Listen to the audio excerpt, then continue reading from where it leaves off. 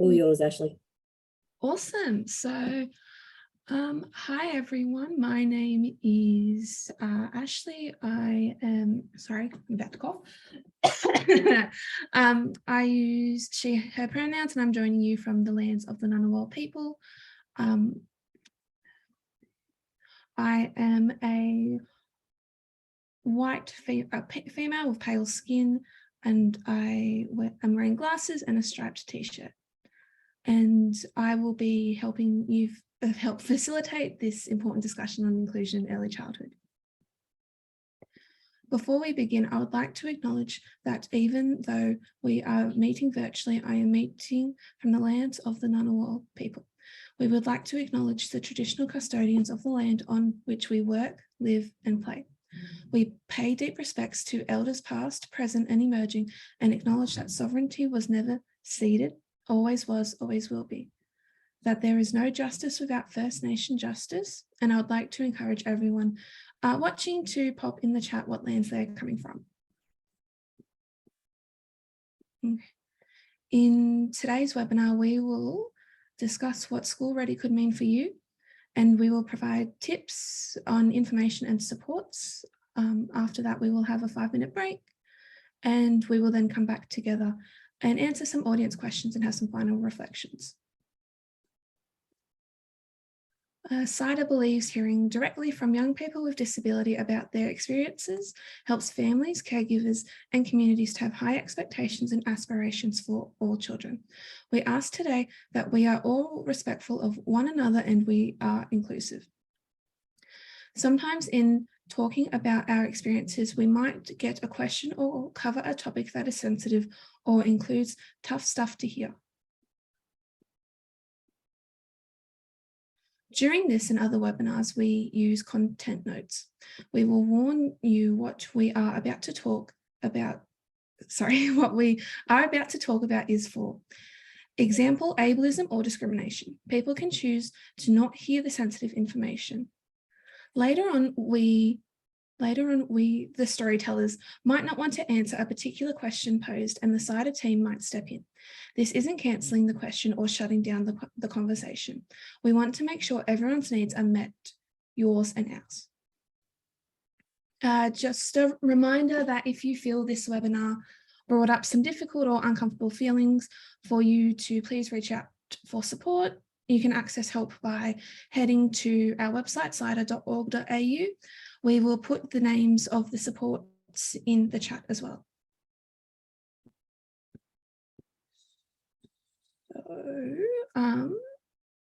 So each panelist will now introduce themselves. So maybe if we could just go around and introduce, I think I am correct. Oh, there's no communication on order for that. My apologies. So I don't know if Will or Jera might like to introduce themselves. Yeah, sure. My name's Will, everyone. I use he and him pronouns. Yeah. Thanks, Will. Jera, over to you. Thanks, guys. My name is Jera. I am a man. I live on the Darug and Gundgawa land. I am tall and I have a moustache and beard, and I like to wear a hat. I am wearing blue glasses today to go with my blue checkered shirt. Thank you, Jera. I'll throw over to Miranda next, please.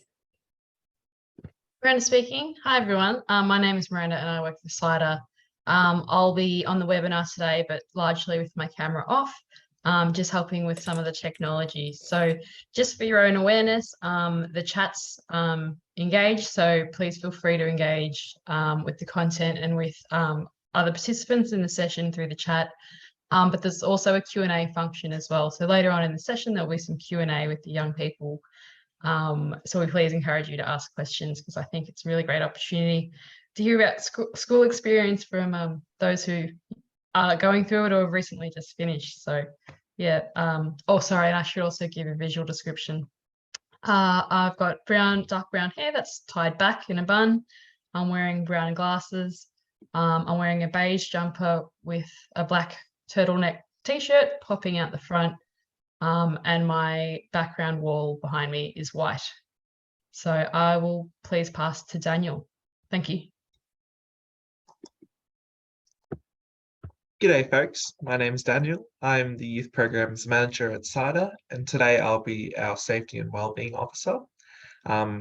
To give a quick visual description of myself, I'm wearing a grey hoodie. It's not even a hoodie, there's no hood. A grey jumper, and I have quite patchy facial hair, but it's brown and dark, with dark glasses and wildly unkept hair that was unable to get itself in order this morning, so I apologise. And in my background, I have a white background, but I also have a banner with CYDA's logo just behind me. So my role today is Safety and Wellbeing Officer, and if any of the content for today is tricky or there's anything that you want to debrief through, you're more than welcome to either send me a message directly via Zoom through a private message, or if you prefer to talk or text, feel free to contact me on the number that I provided. Just being really mindful as well, and that was, presented by Ashley and Miranda's reposted, that we, if you do want to debrief with a professional, not to say that I'm not professional, but I'm also not a counsellor, is that there are services and supports out there to do debriefing, and there's some great counselling support hotlines in case you do need to talk through anything, or if any of this content hits a little bit too close to home. But yeah, really keen to hear from some young peeps about inclusive education and have an opportunity to connect with people here today. So I'll throw it back to Sue. Thank you, Daniel. Sue speaking. So my name is Sue Tape. I also work for CYDA. I have been delighted to be part of this webinar process and working with young people like Jera, Ashley and Will to share their stories and share their experiences. So visual description of me, I am a middle-aged white woman with slightly, like Daniel, unkempt, shortish brown hair this morning, and I'm wearing dark glasses. And my pronouns are she, her, and calling in from the lands of the Yugara and the Turrbal people up here in Queensland, where it's a little wet and cold, and I can never be allowed to complain to my Victorian colleagues, and for those in other cold places in the state. And we also are again joined by our Auslan interpreters to make sure that this recording and beyond is accessible for everybody. So captions should be enabled. You should be able to see those at the bottom of your screen or press the CC button. And I've probably just covered some of the content that Ashley was going to talk about later, but I will hand back to Ashley. Which is all good. And I must admit, I did forget to mention to ask what's your favorite memory of early school years, but that's okay. Maybe if we just want to put it in the chat to give people a bit of an idea. For me personally, mine was Healthy Harold. I used to love going to Healthy Harold. I know a bit of a strange one, but yeah. So yeah, just to kind of really reiterate what Sue said, we'll have an Auslan interpreter. Yeah, that's all been explained. Okay, so if we want to go to slide 9, please. The other thing to cover on that slide is that everybody who's on that previous slide is featured in today's webinars as well. Yes. Our photos there. There's some smiley faces that might look very familiar to everybody. Okay, yeah, just to quickly sum up. So this is webinar number 5. The earlier webinars covered inclusion, identity, language, and where to start with inclusion in early childhood. We also looked at the role, early intervention in early childhood, and tips of where to start with information, supports, and funding. The next and final webinar is in October and will recap many of the key concepts. Please head over to Eventbrite to register or check out CYDA's social media accounts. You can also access this in all our previous webinars from our website under the Early Childhood Issue page. So I think I've got to hand it back to you now, Sue. Thank you, Ashley. before we launch into some of the stories that we're going to hear from Ashley, Will and Jera, we wanted to touch on what school ready means. So it would be my expectation that you've started to see discussions on social media and in mainstream media as well about the idea of children being ready for school. So we thought it was a timely opportunity to pull that apart a little bit and also to bring into the conversation the experiences and the thoughts and tips from young people as well. But I thought what we would start with is actually getting each of the young people to tell us what the idea of school ready means to them. And I've primed them already with this question and forced a lot of them to think back to their own school experiences. And we're trying to take a fairly positive approach today, but there may well be some tricky stories. But we thought we'd start with, what does school ready mean to you? And I'm going to ask Will first. And just while we're having this discussion, we'll momentarily turn the slides off so you can see those lovely faces. Will, I'll get you to go first. If you could tell us what the words school ready means to you, please. Okay, so this is a hard question to answer, actually. So school ready means that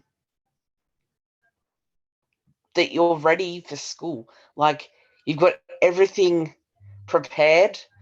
Like, I was prepared 2 years before I went to school, just for the dedication, you know. So school ready means to me is that you're ready for school and you got everything prepared, like your books.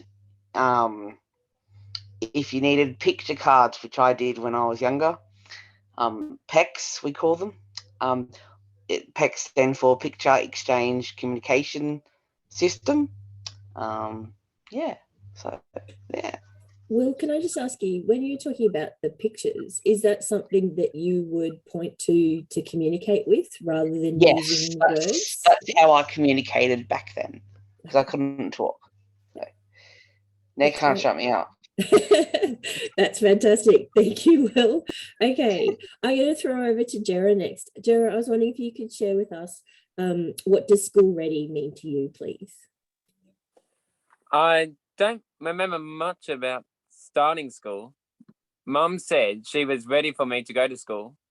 I started early when I was 4 years old. I went to special school that was part of North Rocks Institute for Deaf and Blind.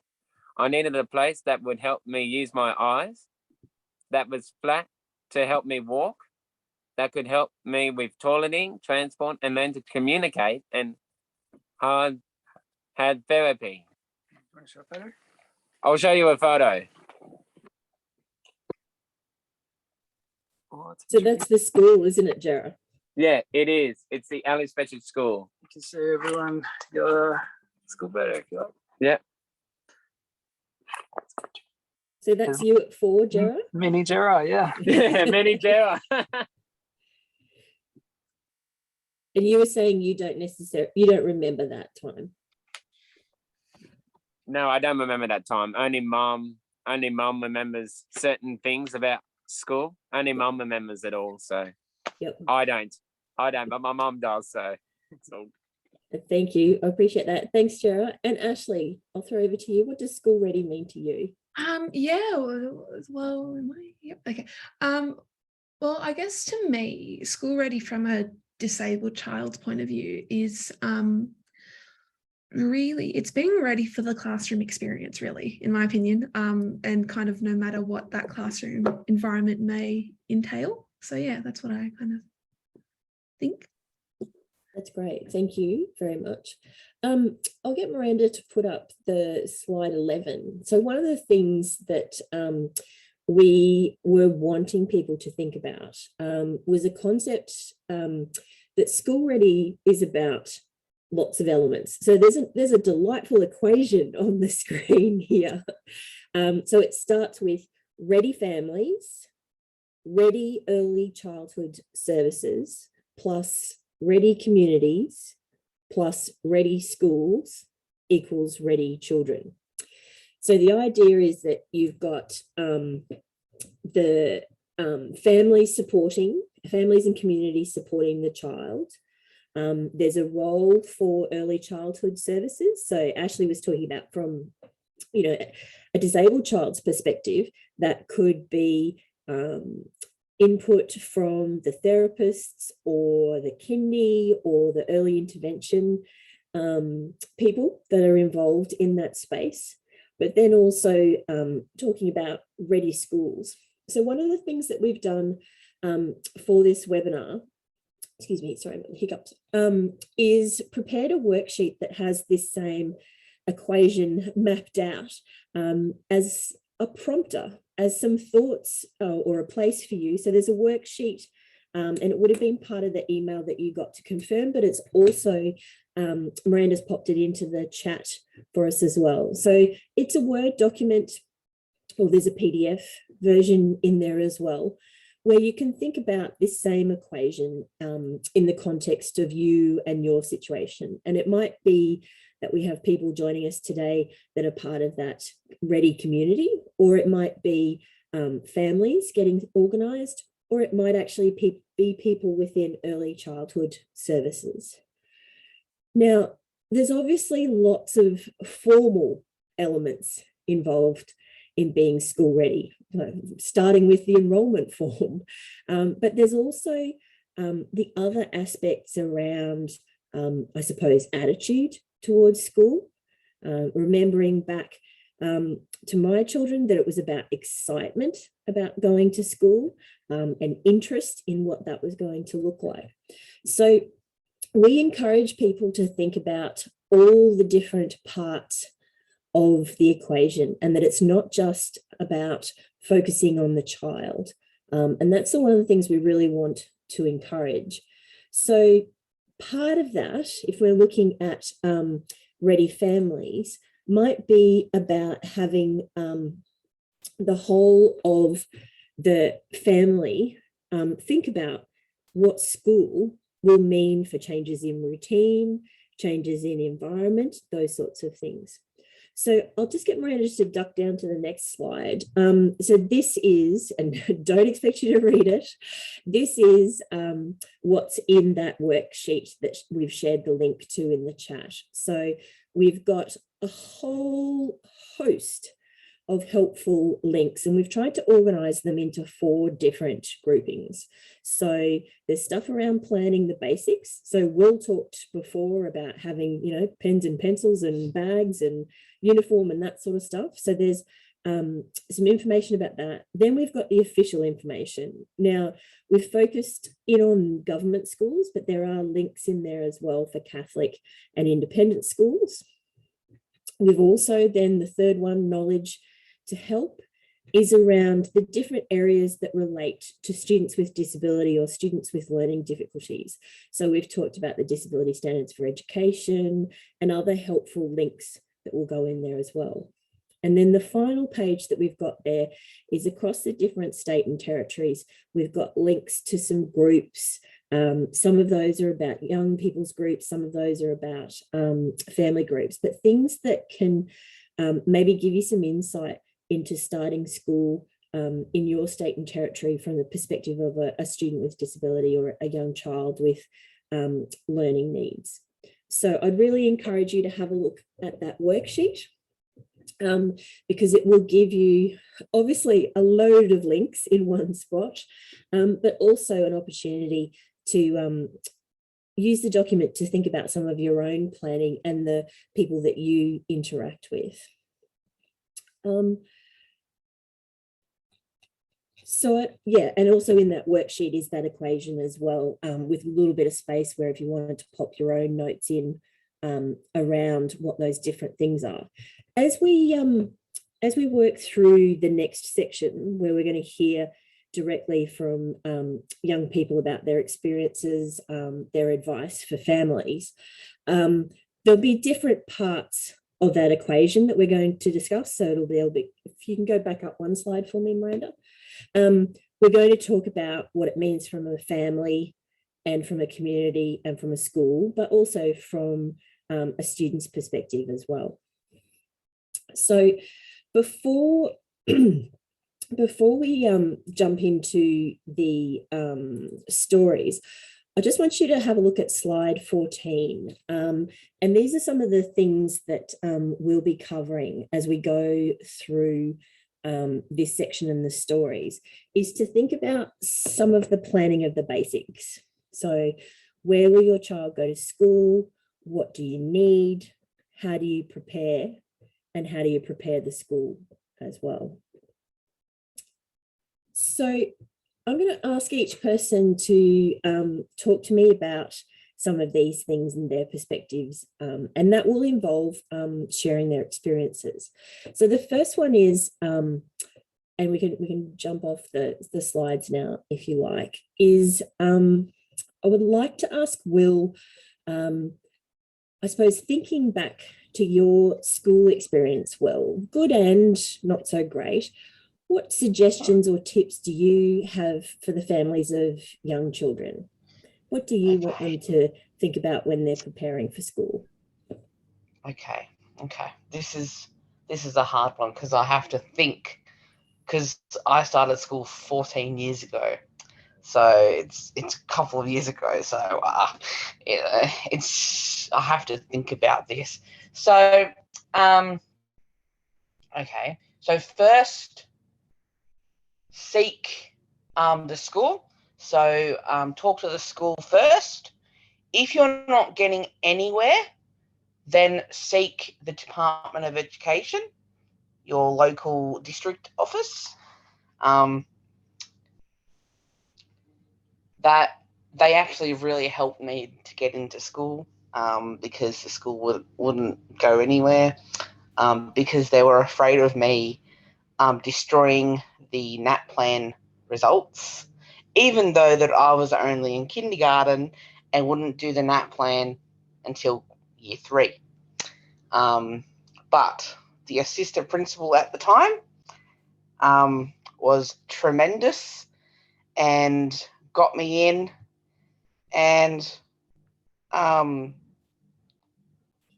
Will, can I ask you a question? When you say the assistant principal was tremendous, what sort of practical things did they do? How did they show that they understood? So the assistant principal, she basically got me in there from the get-go, from complaining to the Department of Education. Yeah. So she, because I've got cerebral palsy, they had to make sure that the stairs were accommodated. So she did that for me. She got someone in to do that. She got funding. She didn't know a lot about the funding, but she was amazing with the funding. She got a couple of teachers' aides, or SLSOs they call them in New South Wales. So yeah, she was amazing. And yeah. So was there also something that she was doing about communicating with your family as well? So did she keep your family updated about that process? She did. She kept us updated. Like when preschools do their transition week or days to the school, she kept well, my sister went to the school before me, and they kept talking to us, and then I started there in kindergarten, and yeah. So would you say, Will, that it always helps if you've got an older sibling who's been to the school, because you know what the school is like already as a family? Yeah. Yeah. Okay.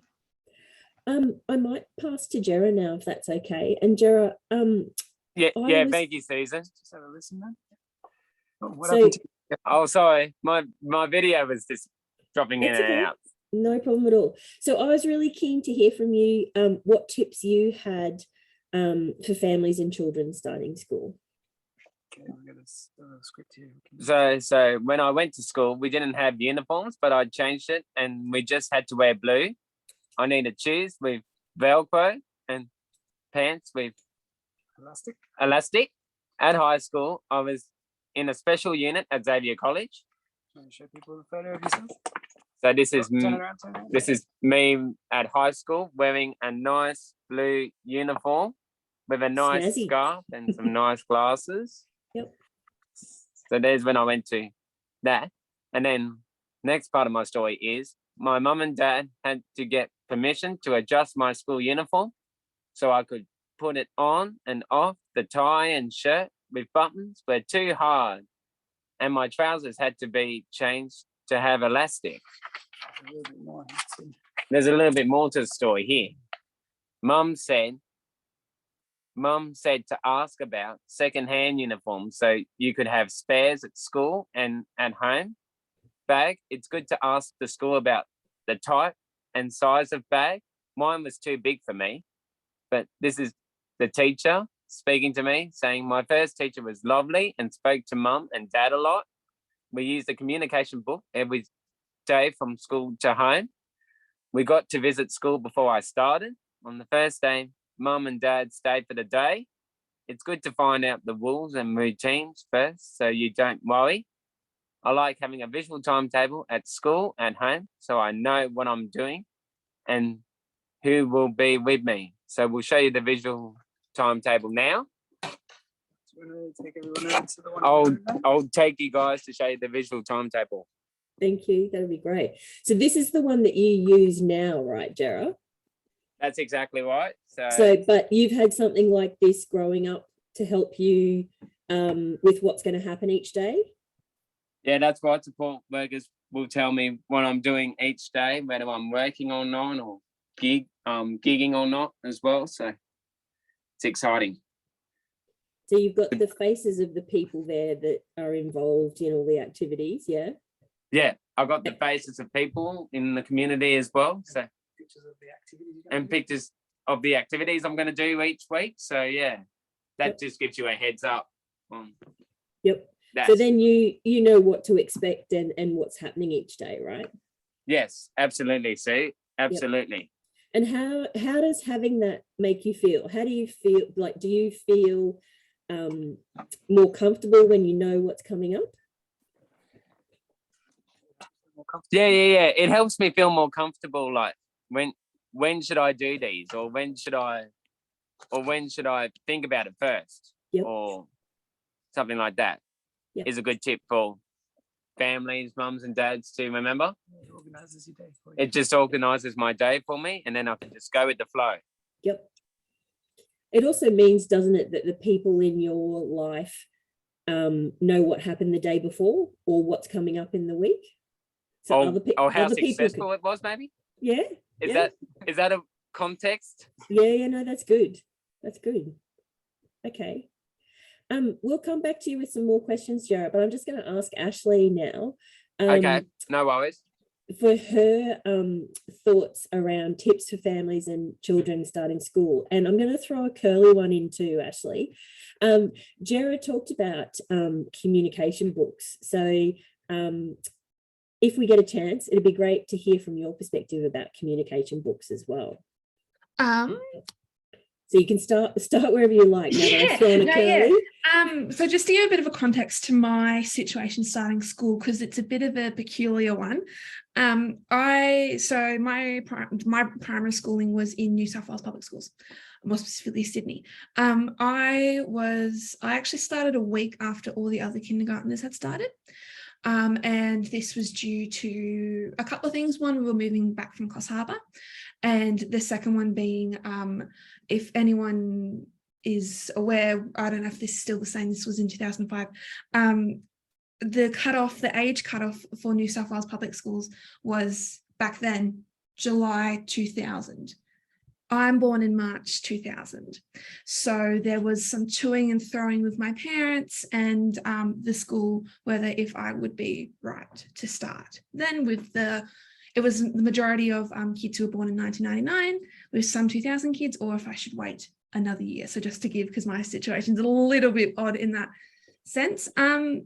Really though, the kind of things I thought of when these questions were proposed to us was, I remember, so for context, I am autistic, and I am very routine based, like many autistics. And I recall my mum getting this big book for me about school and starting school. It was something she picked up from Big W or something like that. And I remember her sitting it down and reading through it with me, and it would have things like, you have a uniform, you have to do this, you have to do X, Y, and Z. But I remember getting quite frustrated because I remember seeing in that book, you could eat in the library. And as the fast forward to going to my school, you couldn't eat in the library, you couldn't spend your time in the library. So I got quite frustrated. And so I think really looking back at that situation now, if you have a child like me who is very routine focused, don't source out school-based stuff that isn't a part of your child's intended school. Because yeah, like I explained, I got told one thing from my mum showing me this is what school's like, but when I actually got to school, didn't really happen. So that's kind of one of the big things I want to reiterate. And just jump in there just for a minute, Ashley. Sorry. I've noticed that there are a lot of schools sharing social stories. So the using the social story construction to tell students about the sort of the first day or the first week experience, and including pictures of the particular school and the particular teacher that the student will get. And I think my understanding is that the effort that goes into creating those social stories or those videos or those pictures is well worth it for a whole range of students. Definitely. And just even now, because back then in 2005, because I actually had social stories, not for that, but later in my kindergarten stage, I remember having social stories. Looking at it now with the resources that are around, it's not actually that hard to find a template online about social stories, and then for whoever is writing it up, whether it's the parent, the educator, whatever, just being like, and changing the things that are relevant and that are needed. But yeah, I'm a big fan of social stories and think we probably need to utilize them a lot more. As someone who works in education, we need to utilize them a lot more. And but yes, I think they are a very good resource for starting school. And can I just check, social stories are obviously have pictures and words in them, but they're things that the adult or the sibling in the family can read to the child, right? So they can walk them through it, but then the child might have something that they can keep coming back to if they're not reading yet. Yes, you're testing my knowledge here, Sue. But I can explain my social stories and what the social stories I had. So I had the ones that I assume it was my teacher, wouldn't be surprised if my mum helped. But the what the teacher would bring in is, because again, with autism comes a lot of social issues, and I was having a lot of typical normal social issues. And I remember my teacher sitting me down reading. I was an okay reader, but she read it to me. Social stories around making friends and all that kind of stuff. And she would put in my special interests or things that I liked, to kind of help me relate it back to things I could say or things I could practice, those kinds of things. So that's, I guess, really one thing that could kind of help with that. Thank you. And I cut you off, sorry, Ashley, from your points. Sorry, taking you totally off. So I'll go back to the question. No, yeah, that's all good. That's all good. As you can see, I am a fan of social stories. Yes. Second thing I wanted to add, going back to what I've written down, so despite having those supports, my school setup wasn't the greatest, and it was pretty poor. And the biggest thing was communication was not good, just because there was how do I say this? There was no one was willing to put the support in, if that makes any sense. And unfortunately, this still kind of happens within schools.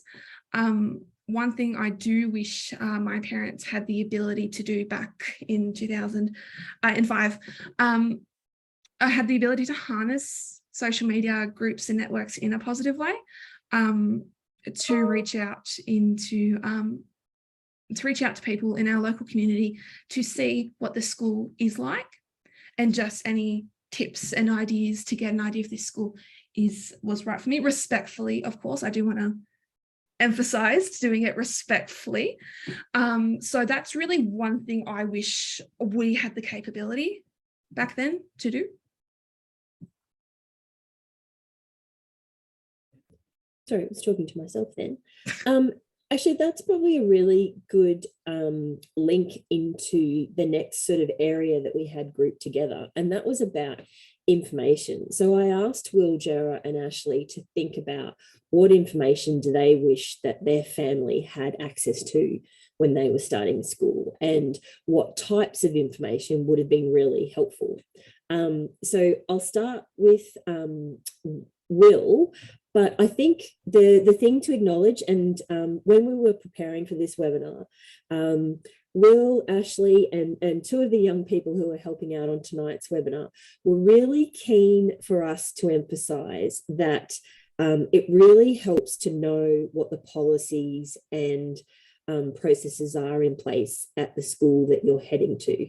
So we call that the official information, and going to the school's website and checking out, how do they explain the school? What policies are in place? What do they talk about when they talk about funding or forms and stuff like that?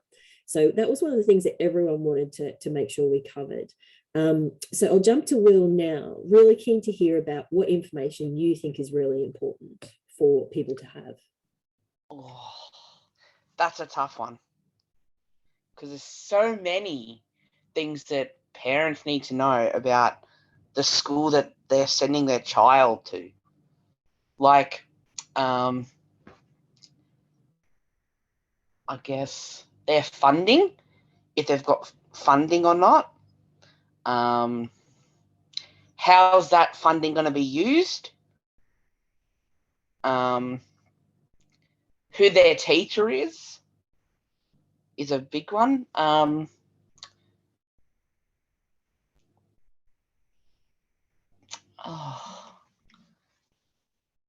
Yeah. That's okay. Thank you, Will. Jera, I'm going to throw to you now.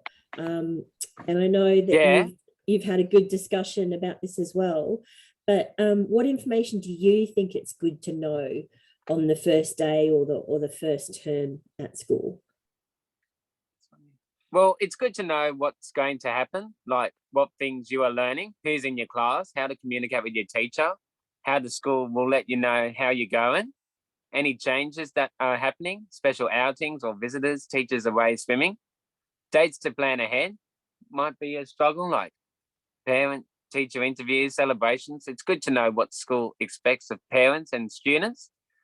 What do you do if you're away or sick or have seen a specialist?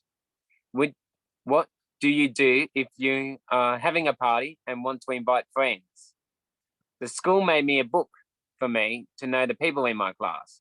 The school sent home photos, which helped mum and dad know what I was doing. And so that they could talk with me about school. Show you this photo?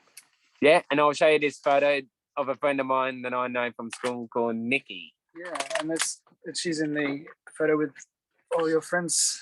From classroom 10, if people want to see that. Yeah. So they gave you this book, is that right? Yeah, they gave me this book about school, yeah. And who was going to be in your class? Yeah, and who was going to be in my class. I think maybe that book would be helpful too if you wanted to tell your mum and dad a story about somebody in your class as well, wouldn't it? So you can point to somebody in that photo and explain about that person if you wanted to come home and tell mum and dad about the day. Yeah, I could. Yeah. Okay, cool. I might try for that. Yeah. Thanks, Jared. No worries. So Ashley, information. Where to start? And I won't interrupt you this time. That's okay.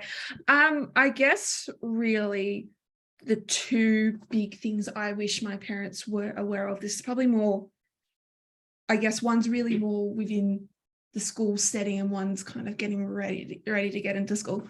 The first one I think would be really important was I kind of wish that those around me knew to look into my report comments a bit better in terms of my academic process. So I used to get comments around, I would get letters in the wrong order, they'd be close, but I'd have one off, or I might have an extra something. And it was always just put down to the fact that, she's just a bad speller, that's okay. Fast forward, 5 years later, I actually get diagnosed with dyslexia. And because of the issues that weren't properly addressed from, I guess, parents or even educators raising the issue with my parents, I face a lot of issues now when it comes to literacy. Now I can read very well, I can even read in different languages, but it's really, I struggle with the fundamentals. So sounding out, knowing what certain sounds are, all that kind of stuff, because I missed that milestone. Whilst I somewhat reached that milestone, I am finding a lot later, might I add, I am finding I'm still having some sort of issues with it, because that something that you're really supposed to pick up at about 5 or 6, I picked up at 10 and 11. So yeah, that's the one I wanted to add. And another one that I wanted to add was, like I mentioned before, I just missed the cutoff when it came to enrolling at school in my age. And during that conversation my parents had with the principal, and I should add, this principal was not a supportive principal, he was absolutely horrid.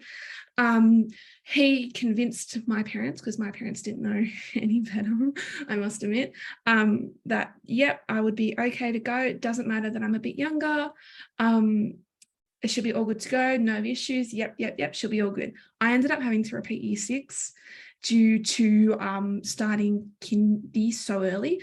So I guess my real big message I would like parents and even educators to take away from what I'm saying is, it's okay for if a child is not ready to start school.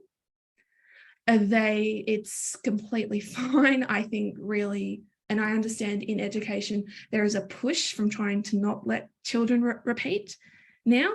I think that's not good. And I think really what parents should really do is to really reach out if your child's in some sort of preschool or early childhood setting prior that they go into kindergarten, is to have a chat with them, have a proper chat with them, and just say, hey, do you really think my child is ready for kindergarten?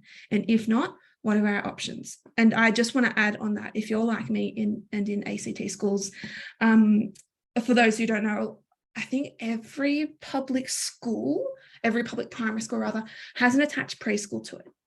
So I am aware of incidents where parents have approached their child's educator, and they've gone, hey, we don't think our child's quite ready. And because of that, I guess, potential bias, I think, there have been instances where children have been sent to a kindy when they're not necessarily ready. So I think really, if that's not a viable solution for you to get an answer, I really think it's best to have a chat to your child's medical professionals, as they would probably be the next best person to kind of give you an indication if your child's ready for kindy or not. I think it's probably fair to say it's one of the most challenging decisions as a family, as to when you look at when your child is born in the year, whether it be an early... on the cusp, because it wasn't like I was bang on the cusp. I think well, there was about 4 or 5 months within the cusp, but then it got interesting. When I moved to Canberra, I did a year in a Catholic school, and the Catholic school cutoff is April. So because of that, that was one of the reasons I had to end up repeating. So I suppose the other thing to consider is, what's happening in your local community as well. Are there other families that are juggling the same decision? Yeah. Might it be that there are a couple of kids staying out of school for that next year and going to, kindy or preschool for another year? So obviously there's lots of professional opinions, as you said, Ashley, to seek out. If there's an early childhood educator who knows your child very well, the opinion of the school, and also the professionals in that child's life, whether it be GP, pediatrician, depending on how many people you have involved with that person. Now, we are going to just take a 5-minute break now. So the time is 10:50 a.m. Australian Eastern Standard Time. We're going to take a 5-minute break, and then we're going to come back and talk about supports and adjustments. We're also going to have a Q&A session. So really keen to hear from our attendees if they've got any questions for our young people, or anything they'd like us to discuss. Please pop into the Q&A function, or you can directly message say Miranda or Daniel if you want to stay anonymous. So we will come back at 10:55. So take 5 minutes, you turn your cameras and your sound off, and we'll be back shortly.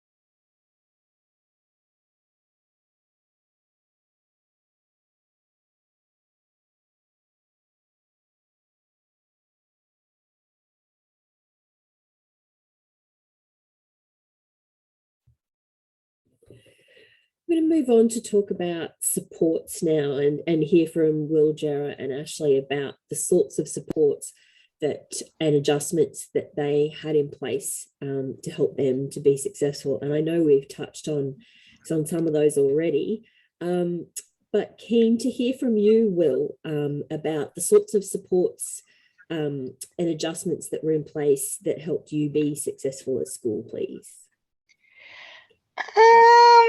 Yeah, just let me get my script up after the break. Where is it?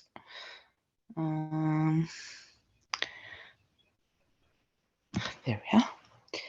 Okay. So adjustments to my schooling, because of my cerebral palsy, I was in a classroom with stairs. So back in the day, they had to assess the stairs and they had to assess me. So the occupational therapist came to the school and assess the stairs to make them more safer for me and the other students, just in case if I did have an accident going down the stairs, they knew what to do and all of that. An adjustment. I had an adjustment to the curriculum. So, yay me. So they adjusted the curriculum to meet my needs, which we didn't ask for it. They just did it, which was really good because, of course, we would have asked for it, but they just did it from the get-go. So what sort of things do you mean when they adjusted it? So they adjusted the curriculum to suit my needs. So let's say, for an example, they were going to read a book. Yep. They would have to read a book to meet the needs of my leveled reading. Yep. So I remember the book until this day. It's Peter wears a pirate suit, and it's one of my favorite books of all times. And yeah. So was that the same book that everybody was reading, or was that your... all of kindergarten? There was 2 classes of kindergarten. It was a K1 class, and they were reading that book as well, and my class was reading that book as well, and then the other classes were reading another book because I wasn't in their class. So that book was matched to your level. Is that what you're saying? Yep. Okay. Yeah. And then that obviously helped with your reading, yeah? Yeah. Okay. And were there any other supports or adjustments you wanted to mention? I had an SLSO allocation. Yep. So it's a teacher aid, isn't it? Yeah, teacher aid. Yep, teacher aid for about all day, I'm pretty sure. So that was, because I needed that back then. Yeah, and what sort of things did that person help you with, or help the classroom teacher So they with? helped me with my handwriting. Yep. I had, because I've got dyspraxia, I had a slope, a handwriting slope thing where they put my handwriting on, and I could form the letters properly, and that really, really helped. What else did they do? They helped me with my reading. They helped me in class. Back then I couldn't feed myself, so they helped me with that. Yep. That's great. Thank you, Will. Thank you for sharing. Jera, can I throw over to you? What sort of adjustments or supports? Yeah, my question is, yes, lots of changes needed to happen for me at school. So the therapist at the school helped. They got teachers and aides to use large letters and numbers. So this is my picture. You have to hold it up a little. I'll hold it up just to show you all. The big fonts. Yeah. So those big letters and those big numbers, Jera, was that because you were having a problem with your eyes when you were little? Yeah. Yes. That's the case, yeah. That was the case. I had no glasses. I couldn't read with them. I couldn't see with glasses. So it found it me really hard to read without wearing glasses. So so that was a bit disappointing for me. Then I made a lot of visuals. They made lots of visuals for me to use to communicate. So I used them in high school to show expected behavior. Yeah, so here's an example. Here's an example of one of the expected behaviors. expected behavior and unexpected behaviors and things to do and not to do, and it was all a bit overwhelming. Yeah, it was a bit overwhelming at the time, you know. So can I just check I understand that, Gerard? So one side is the do and one side is the don't, isn't it? Yeah. Yeah. And one's the holding hands and one's the hands off and one's the Yep. other particular bit with social behavior or unexpected behavior. Yep. Okay. So does that give you a waiver or? Yeah, no, I was just trying to understand, because I suppose That kind of makes a lot more sense, yeah. yes, the do's and the don'ts, that's really clear. The clears and the big state. Move on to high school. Yeah, high school was harder because there were more students and subjects. I sometimes get into trouble and I don't know why. When there was a camp in high school, my dad had to come to help me so I could go. I also needed help with toileting and transport. I needed someone to help me when I did table work one-on-one. At my primary school, I had vision, speech, OT, physio, and dentist checkups. And we had smaller classes with lots of helpers. We had to cut away tables, a gym, even a pool. Want to show some photos of that? So I'll show you photos of. There's a cutaway table. There's a cutaway table that I was sitting on. Yep. Got another picture, which is the trampoline. Awesome. And we got another one at the swimming pool. Swimming giraffe. So, and this one is at recess and lunch, we could ride trikes, shoot baskets, and play on the equipment. They're just things that you can reflect on. Yep. If you want to, or I can share more detail or something like that. That's great. Thank you, Gerard. Thank you. No worries. Ashley, supports and adjustments. What helped you to be successful at school? Sorry, I shouldn't laugh. So I must admit, I quickly ran out to double check something with my dad. We believe I had a TA in kindy. We think it didn't come through straight away. Yeah, we're not, because I vaguely remember having TA support in my early years, but not necessarily kindergarten, so that it's a little bit hazy.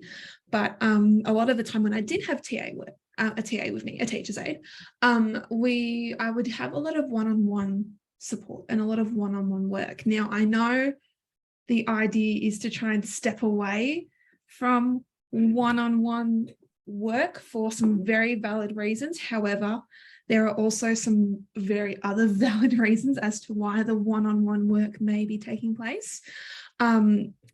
So yeah, that was kind of my big one. Unfortunately, as a female autistic person, we don't tend to get a lot of support in education because of how autism is shown differently in us compared to other people, more specifically males. And so yeah, the main thing I only really had was a TA, the odd one-on-one support, which would help in certain areas. A lot of my other supports, such as a modified curriculum and all that kind of stuff, didn't come in until about high school. Yep. So yeah, that's only really what I had in high school, in primary school, really. Okay. And you were saying before about obviously not being aware that you were dyslexic until, was it year 6, you said? Yeah, year 5, year 6, yeah. Yep. And obviously the challenges that represents in adjusting the curriculum as well. Yeah. Do you remember particular subjects being more straightforward or ones that were harder? Like, was there a difference between your experience across different subjects? In primary school, there's not a really defined, okay, you're doing math, you're doing science, etc., etc., etc. So I don't necessarily think I can comment on that area within a primary school, but from my general my schooling experience, yes, I would find a difficulty. I have always had really bad issues with math. I am horrible at math, can't add, subtract to save my life. I would greatly struggle in things like math, but this is more talking about my later years. I would thrive in classes like drama and languages, more specifically Japanese. And so, yeah, I do find I would probably be more, not necessarily supported, but I'd feel more comfortable in other subjects. PE and sports was a huge issue for me because, again, having the fine motor issues that come with autism, and I grew quite quickly compared to others, so there's a lot of developmental issues that come with that, and having dyspraxia as well. So PE, sports things, now that you mention it, I actually used to dread sport day. I absolutely hated it, having all those issues and not being properly supported. And on top of that, I'm actually allergic to the sun. So I have so having an issue where I would have to be outside for long periods of time, I'd be prone to potentially I get hives, really bad hives, having hives from my reactions, then having the issues that come with the fine motor issues with PE and stuff like that. That would be like a bit of a struggle thing for me. Was there a point, because obviously there's lots of things in those challenges, but I suppose for families, because it sounds like you're very clear about what you need, you're very clear about the challenges that you face in different environments. How did you and your family get to that point where essentially you can advocate for what you need? Well, I mean, I sat in on enough meetings to know what I need. A lot of the time as well, what would happen is, I'm trying to explain this to people that might not be aware of the terms of masking. So what would happen within, this happens with a lot of disabled children. What will happen is we will tend to put on a mask within a schooling system, so we don't we don't become vulnerable within situations. So that includes trying to hold in meltdowns, any kind of issues around that.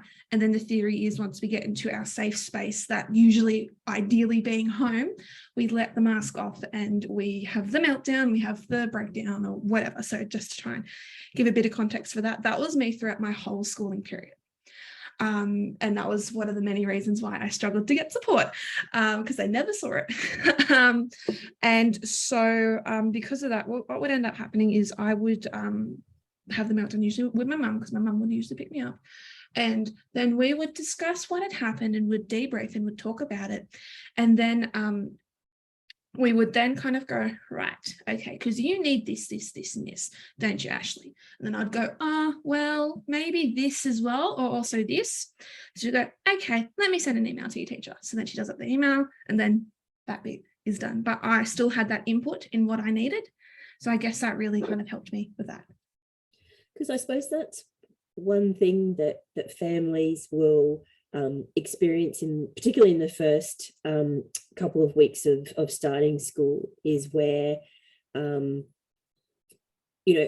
behavior or experiences at school may then release themselves when the child gets home. I think of it as, someone is slowly shaking the can of Coke over the course of the day. Yeah, and it's not... I hear this term used in early childhood education around if you're doing something that annoys someone or is not good, like a good positive behavior, you're emptying someone's bucket.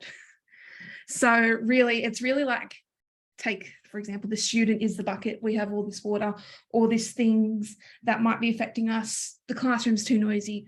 The teacher didn't show up and no one's explaining to us this. It's hot. It's all these things would empty the water, and by the time we're home, we lose it. Yep. Yeah. Thank you. I appreciate that they aren't always great memories, so I do appreciate you sharing those and reflecting on how they've made you feel and the experiences that you've had. I hope that's an okay experience for you. I know that definitely families appreciate that insight. So really, thank you. As we head towards the end of our webinar today, I'll get Miranda to jump to slide 19. And we just wanted to sort of, I suppose, pull together a few things.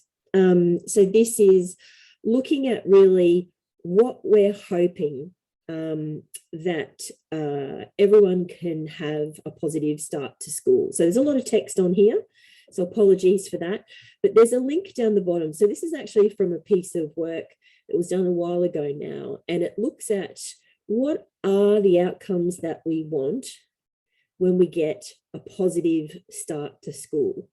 And there's 15 things there, and there's a couple for children, a couple for families, and some for educators. So the idea that we can have a positive start to school, and Miranda's popped the link in the chat for us, and thinking about how being aware and being prepared and working gradually at the idea of being school ready can put everybody in the right frame of mind. So we really wanted to acknowledge that we can't prepare for every single possibility, and that school is a learning experience for everybody. So not everything will be right on the first day, first week, and possibly even depending on the first year. So it's an opportunity to work together across those different people that were in the equation that we looked at before. And for children to feel safe and secure. There's a lot of focus around reading and writing and letters and things like that. But I suppose the one message that we wanted to convey was that school readiness is about that open positivity towards learning, and the opportunity to work together with families and educators for the best possible outcome for the children.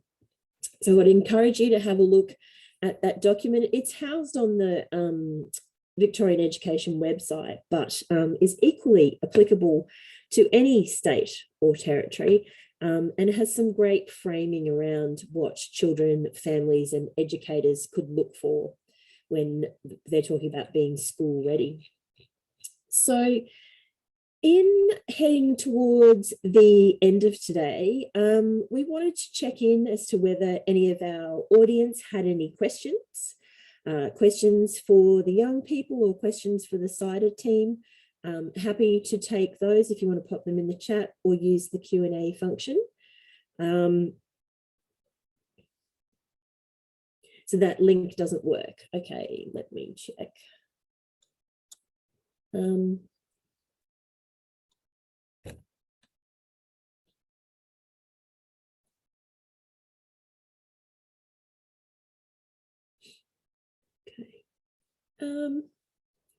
Might not work on a phone. It should work on a computer though.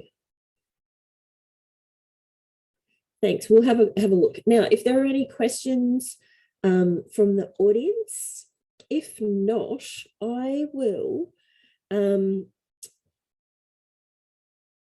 actually throw over, because one of the things that I asked Will and Jarrett and Ashley, yes, if I will put the link to the worksheet, all those resources that we had on the screen before, I think is what you're asking about, the link to the resources, we'll do that. But sorry, I digress trying to read the chat and talk at the same time. I can only do one thing at a time, it seems. So I'll throw over to Will. Your final reflection, what's the one thing that you want families to know about when they're getting ready for school? Oh. Never give up. Yep. Take one day at a time.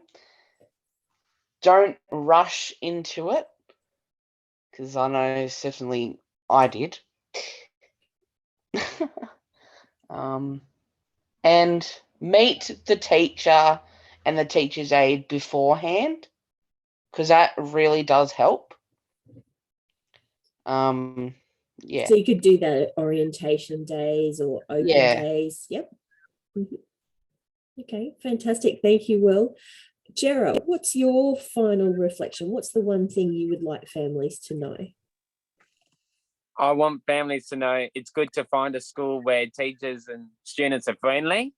Mum says to ask for recommendations of schools from other families and therapists, and to visit schools to find out their staff support and attitude to make a school a place of belonging for people with a disability. To go to a preschool first so you can get used to being in a group and doing planned things. Thanks for having me today. Our pleasure, Thanks for Jera. having us today. Thanks, pleasure. everyone. Ashley, you get the last word? This is a tough one. I guess really, you know your child better than the educators, medical professionals, all that kind of stuff. So if you don't think your child is ready, that is okay. I suppose it's also remembering that school is typically for 13 years. So when you start that journey, it's a long journey. So there's opportunities to pause and reflect and look at how you're going. Yeah. Fantastic. Okay. Like most of our webinars, we've just got a couple of things. We will repost the support phone lines and links in the chat as we go. We would encourage you to join us for our final webinar. And also, if you'd like to visit our YouTube account or our webpage, you can find links to the materials, the worksheets, the slides, and obviously the recordings for those webinars. With all of our webinars, there is one in the first half of the day and there is one in the second half of the day. There are different young people involved in each of those webinars, so you get a variety of different experiences. So I'd encourage you to check those out, use those as a resource, and Miranda's posted the link in the chat for us. Talking about school can be a tough subject for many people. So if you would like to access any supports, easiest place to head to is our CYDA webpage. It gives you supports and organisations based on your state if you use that search function, but also we've posted as well some of the other places that you can check out. And as Daniel said in the chat and at the beginning of the webinar, if you would like to check in with him or have a chat with anybody at CYDA, please don't hesitate to contact us.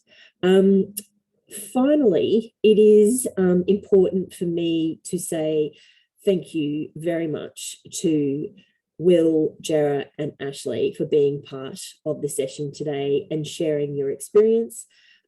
School probably does feel like a long time away, so to go back and think about all those memories is both challenging and can be full on. So your contribution today is really, really important. So thank you very much for being part of this, and thank you to our Auslan interpreters as well.